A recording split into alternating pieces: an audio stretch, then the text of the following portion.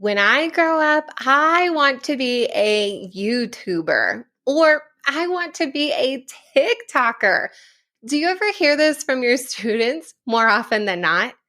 Okay, so I am a little bit biased about this topic because, yes, here on the Elementary STEM Coach podcast, I am also a YouTuber per se, where I do record the video of my podcast episodes and make other video content as well to share with all of you to help you with STEM education.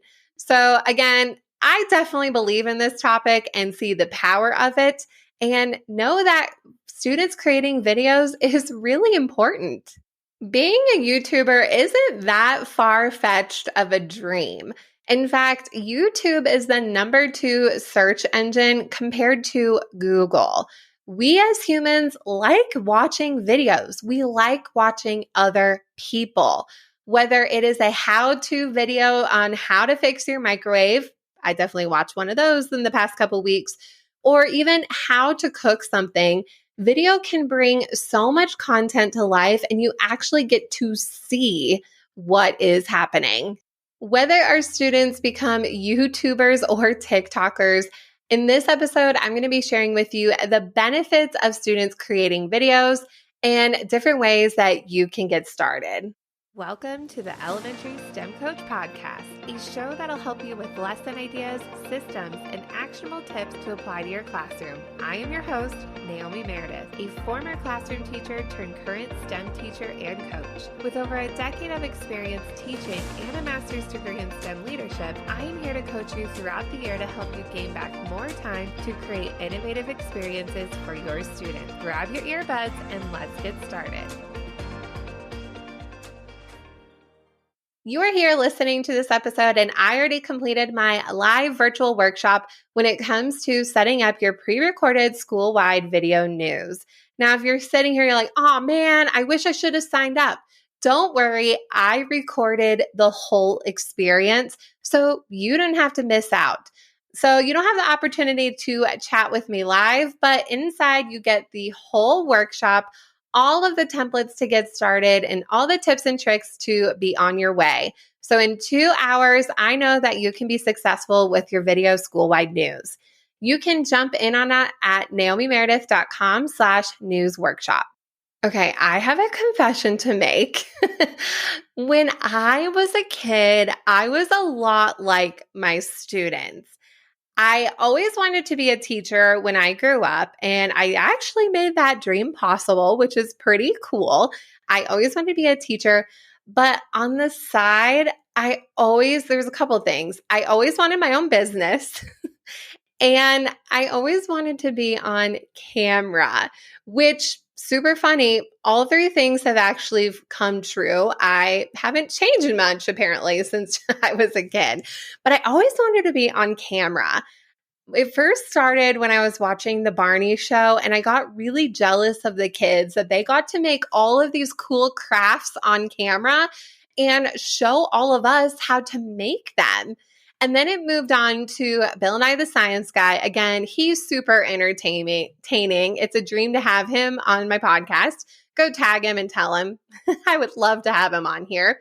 But I was started with Bill Nye, then went to Bill Nye the Science Guy, and then I went to Disney Channel. And I love just seeing other kids on camera. But my favorite parts, again, were the ones when kids were teaching you how to do something.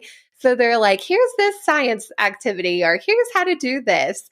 And I really, really loved that.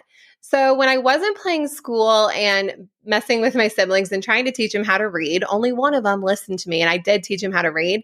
We were actually making a lot of videos with our camcorder and had the little cassette tapes in there.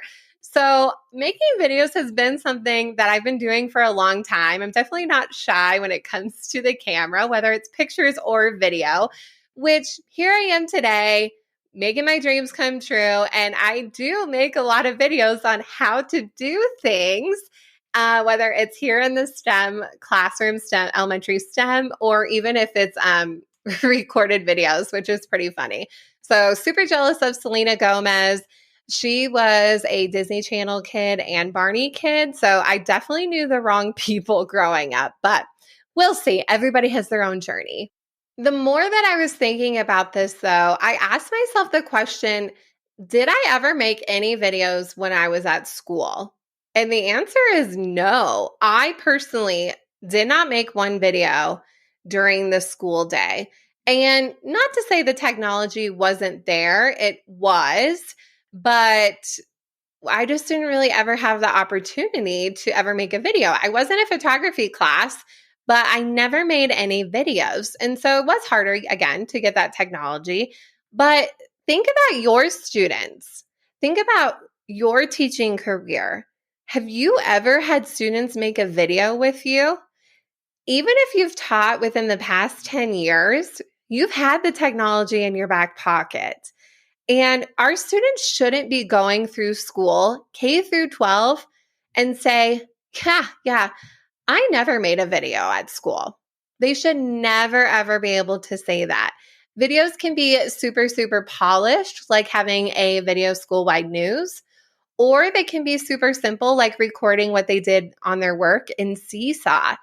Again, video is not going away. Video is super important. And even as little as pre-K, students should be making videos to share their ideas. So let's talk about this more. What are the benefits of students making videos? Why should they be doing this? Why should they be in front of the camera and behind the camera? Why does this even matter? They're not all going to be YouTubers, let's face it, but they all need these video skills. So let's get into it. The first benefit of students making videos is it brings the content to life. Everything doesn't have to be a video. I mean, it can be, but it doesn't all have to be. And you're probably sitting there like, yeah, Naomi, you were a STEM teacher. Of course, your kids made videos in your class. Yes, they did. But when I was a classroom teacher, they also made videos in my class. And when I was co-teaching with teachers, I showed them to have students make videos in their class.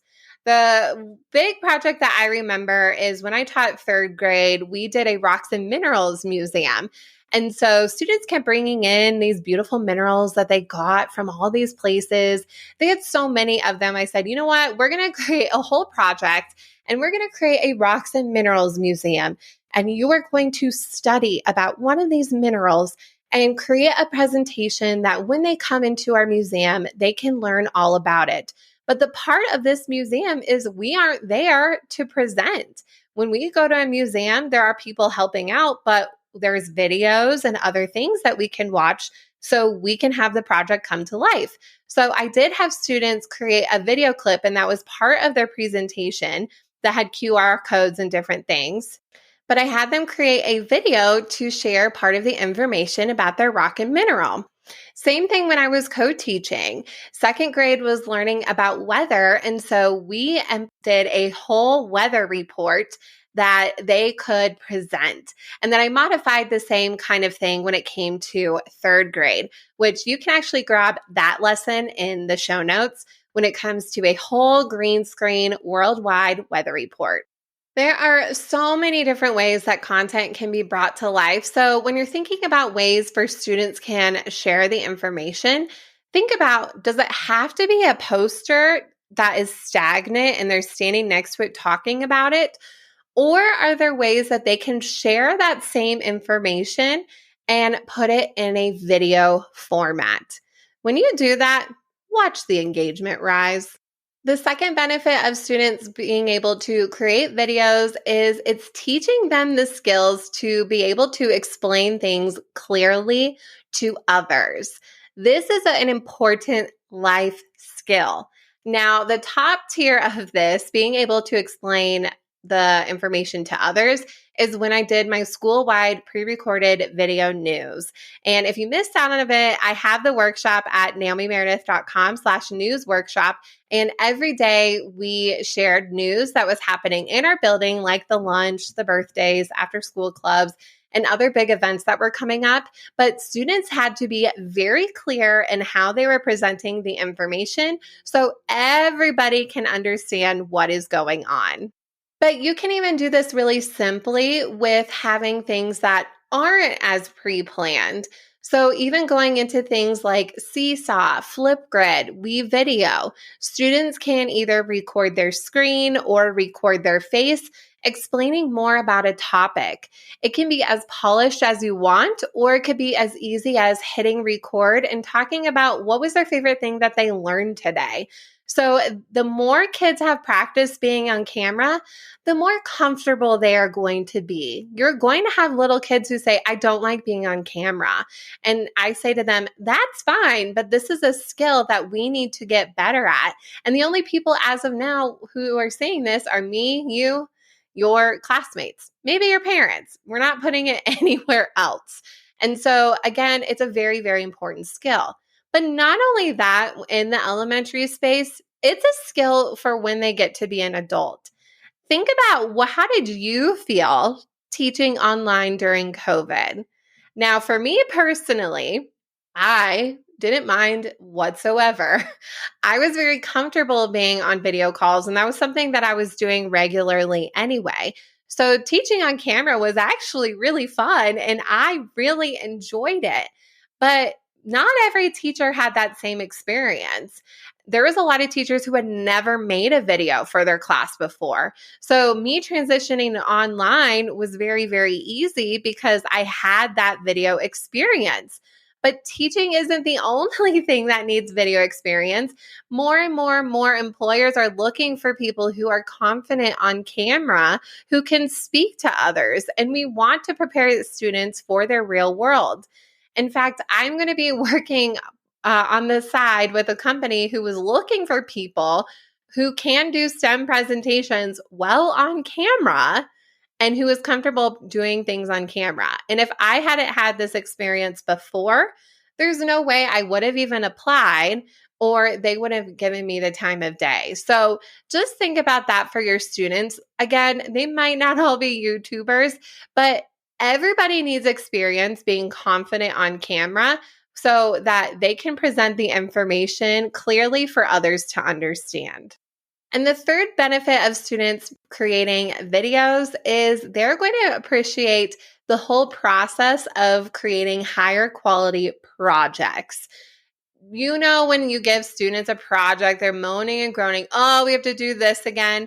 Well, you want kids to be excited about what you are doing. And when it comes to a higher quality video, so still do those little quick videos, having them check in, having them explain their ideas, but also balance it when it comes to producing a video from start to finish. So you have the idea, you have the script, you record, you edit, you make some changes, and then you're ready to publish. So there are benefits to both types of videos. So you definitely want to do both. I tell the kids, anybody can just hit record and make a TikTok video, whatever, it goes viral. Woohoo, good for you. But if you have the skills to create high quality videos, you're going to have the skills for that longevity of where you can actually do more with your videos, just like this podcast, honestly. So when we did our school video news, the kids were actually amazed and shocked how much work it was behind the scenes to get a 5-minute video out there. They were so surprised that I just didn't let them show up and just start talking to the camera. They actually had a script that they had to read and practice and perform so that they sounded good on camera. Likewise, my editing team was so shocked and they loved editing their friends' news. They loved seeing all the mistakes. But they were surprised too. They're all, oh, wow, the actual video is 7 minutes. But when I took out all the extra parts, it turned it down to 4. I'm all, I know. And they also appreciated students who practiced more and they didn't have to edit as much. So there's definitely times when there's a lot of editing in my episodes for my podcast manager and a lot not of editing. So that can happen as well. But they definitely appreciated the whole process and they were really proud of their work because it is work behind the scenes to get higher quality videos. Now, it doesn't just have to be your school-wide news.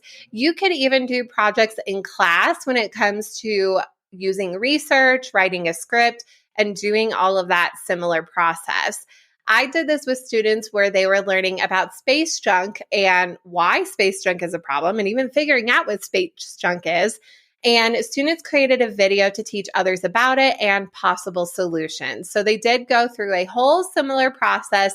And instead of their face being on camera, they added an audio narration, but they did add some pictures and video clips on top.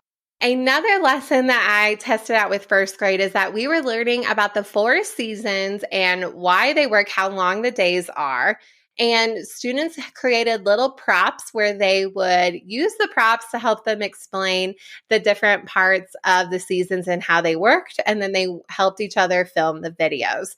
That was a lot of fun. They did have a script in first grade. So that is something that I will definitely work on and refine and get that lesson out to you. But you can still use scripts and a whole process of video making, even with younger students. And another fun way to create videos when it really comes to storytelling, every type of video can have storytelling. But a big thing I really like to do this is with stop motion animation. So that is when students take a ton of pictures and they're played really fast where it creates a whole video through it. So one of my favorites is when students were researching about fossils and they picked a fossil and they had some information about it, but then they had to tell a story of how that living thing in the past turned into a fossil. What was its story? How did that happen? Because not every living thing becomes a fossil. It has to be in the right time and place. So that was a really cool way to use stop motion storytelling to add in that element of videography. So that lesson I do have, and we will link in the show notes. As you can see, I am so passionate about video creation and teaching students proper ways to do this when they're young so that they can be confident on camera and use these skills for things even outside of school. So when it comes to those benefits of students making videos, here's what we talked about. First is that it can bring content to life. Next is students will be able to explain things clearly to others. And third, this helps students, when they create videos, appreciate the process of higher quality projects. Hopefully, after listening to this episode, you're going to start at least one way for students to create videos consistently in your classroom, whether that is doing quick little videos explaining their work or even starting your school-wide video news. There are so many benefits to it, and your students are going to love this opportunity to practice something they're already passionate about in a structured way. Thank you again for being here, and I will see you in the next episode. Thank you so much for listening to today's episode of the Elementary STEM Coach Podcast. I would love to connect with you over on Instagram at NaomiMeredith_ or send me an email to elementarystemcoachpodcast@gmail.com. Also, make sure to check out my website, NaomiMeredith.com, to see all the show notes from today's episode and shop my K-5 STEM resources. Any questions you have, needs for resources, or ideas for episodes, get in touch. I'll talk to you soon.